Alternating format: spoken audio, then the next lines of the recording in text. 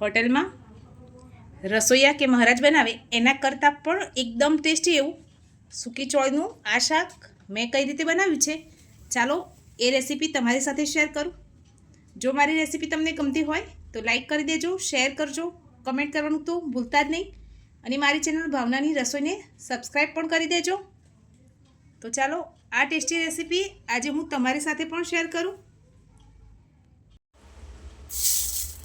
આપણે એક નાની વાટકી આવી સૂકી જે લાલ ચોળી આવે છે એ લીધેલી છે. હવે એને 2 થી 3 પાણીથી સરસ ધોઈ લઈશું. સરસ રીતે મસળીને ધોઈ લઈશું એને. હવે આપણે આ ધોયેલી ચોળી છે એને કુકરમાં ઉમેરી દઈએ. 1 ગ્લાસ જેટલું પાણી ઉમેરી દઈશું. સ્વાદ પ્રમાણે મીઠું ઉમેરી દઈએ. હવે એને 4 થી 5 વિસલ આવે ત્યાર સુધી સરસ રીતે બાફી લેવાની છે. શાકમાં ઉમેરવા માટે મેં અહીંયા 2 નંગ ડુંગળી લીધી છે, એને છોલીને લઈ લીધી છે. હવે એને ઝીણી ઝીણી સુધારી લઈએ.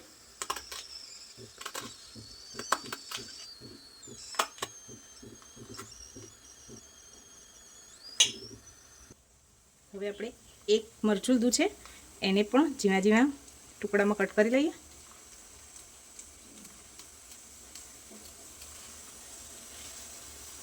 એક ટામેટું લીધું છે, એને પણ આ રીતે નાના નાના ટુકડાઓમાં આપણે કટ કરી લઈશું.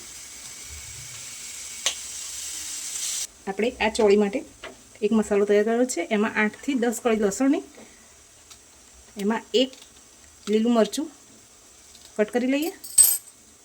હવે આપણે એમાં જીરું ઉમેરીશું.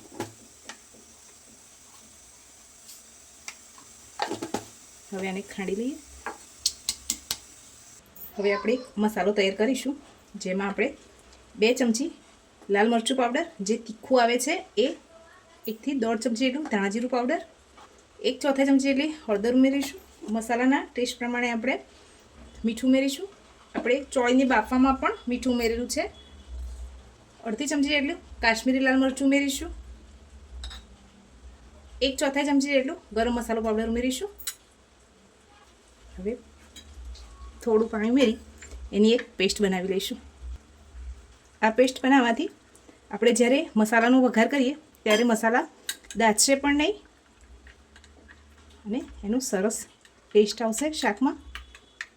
આ રીતની પેસ્ટ બનાવવાની છે.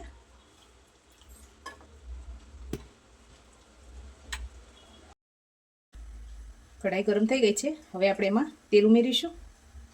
તેલ ગરમ થઈ જાય એટલે રાઈ ઉમેરી દઈએ. જીરું ઉમેરીશું.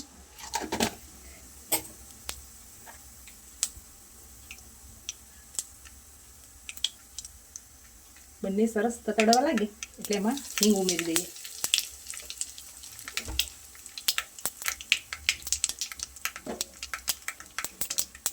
આપણે ડુંગળી કટ કરીને રાખેલી છે એ ઉમેરી દઈશું. મીઠા લીમડાના પાન ઉમેરી દઈએ. ડુંગળીને થોડી વાર ટ્રાન્સપરન્ટ થાય ત્યાર સુધી સાંકળીશું.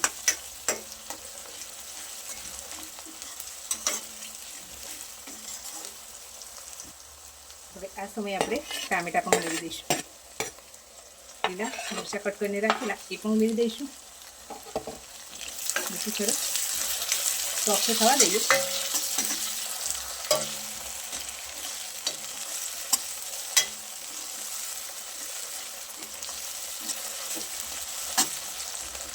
હવે આ સમયે આપણે લસણ અને લીલા મરચાંની ખાંડીને જે પેસ્ટ બનાવી હતી એ ઉમેરી દઈશું. એને પણ સરસ તેલમાં સાંતળી દેવાની છે.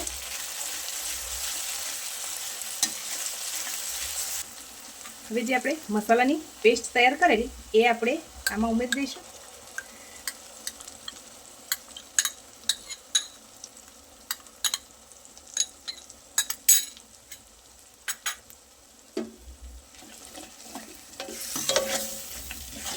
મસાલા સાથે ડુંગળી અને ટામેટાને મિક્સ કરી દઈએ.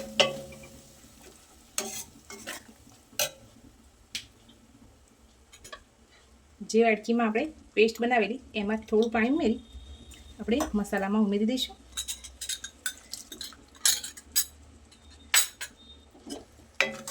હવે આમાંથી તેલ છૂટું પડે ત્યાર સુધી મસાલાને સરસ કૂક થવા દઈએ.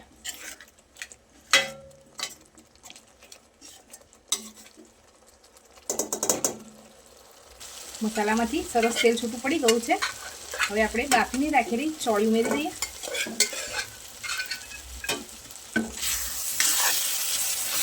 સરસ મિક્સ કરી દઈશું. હવે થોડું પાણી ઉમેરી દઈશું, અડધો ગ્લાસ જેટલું. તમારે કેટલું ગ્રેવીવાળું કરવું છે એ પ્રમાણે પાણી ઉમેરવાનું છે.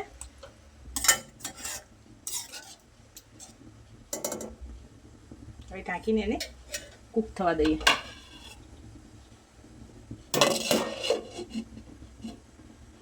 આપણે શાક સરસ ઉકળવા લાગ્યું છે તો ધોઈને રાખેલા લીલા ધાણા ઉમેરી દઈશું. હજુ 1 થી 2 મિનિટ ઉકળવા દઈશું એટલે આપણો ગ્રેવી છે એ સરસ ઘટ થઈ જાય. ગેસની ફ્લેમને લો કરી દઈશું. આપણું ચોળાનું શાક બની ગયું છે. હવે એને સર્વિંગ બાઉલમાં નીકાળી લઈએ. સૂકી ચોળીનું શાક બનીને તૈયાર થઈ ગયું છે.